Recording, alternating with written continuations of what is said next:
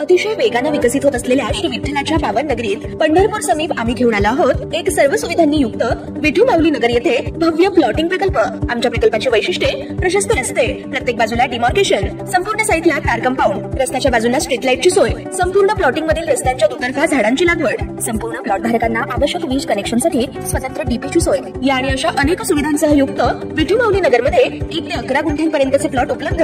साईटचा पत्ता विठू माऊली नगर, MIT स्कूलच्या पाठीमागे पालखी तळाजवळ, सातारा रोड, वाखरी, तालुका पंढरपूर। घडामोडी पाहण्यासाठी आमच्या YouTube चॅनलवरील PVR म्हणजेच पंढरी वार्ता या न्यूजला सबस्क्राइब करा आणि शेजारील बेल आयकॉनवर क्लिक करा। पंढरपूर तालुका पोलीस ठाणे हद्दीत अवैध वाळू वाहतुकीबाबत माहिती मिळाल्याने मौजे नारायण चिंचोली तालुका पंढरपूर येथे पंढरपूर तालुका पोलीस ठाण्याकडील पोलीस अंमलदार यांनी छापा टाकून अवैध वाळू वाहतूक करणारा पिकअपसह 1 ब्रास वाळू जप्त केले असून त्याबाबत पंढरपूर तालुका पोलीस ठाणे गुर नंबर 33/2024 भादवी कलम 379 व गौण खनिज कायदा कलम 4(1)(4) क 121 प्रमाणे दाखल केला आहे।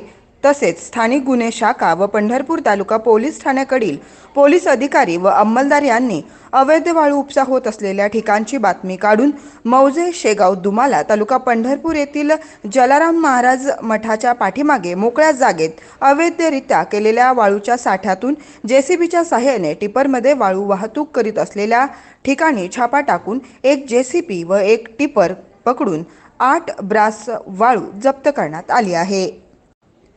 या प्रकरणी पंढरपूर तालुका पोलीस ठाण्यात भादवी कलम 379(34) व गौण खनिज कायदा कलम 4(1)(4) क 121 प्रमाणे गुन्हा नोंद करण्यात आला आहे।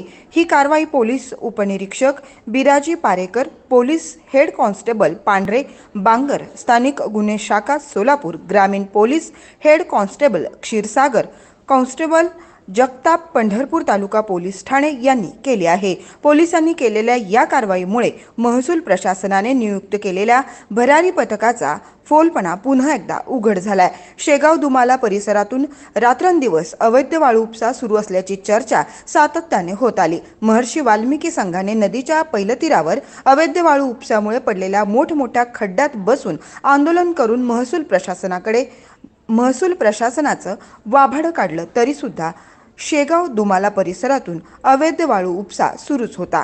हे या कारवाईतून स्पष्ट झालंय। आता महसूल प्रशासन याकडे दुर्लक्ष करणाऱ्या स्थानिक तलाठी, मंडल अधिकारी यांच्यावर कारवाई करणार का, असाच प्रश्न उपस्थित होतोय।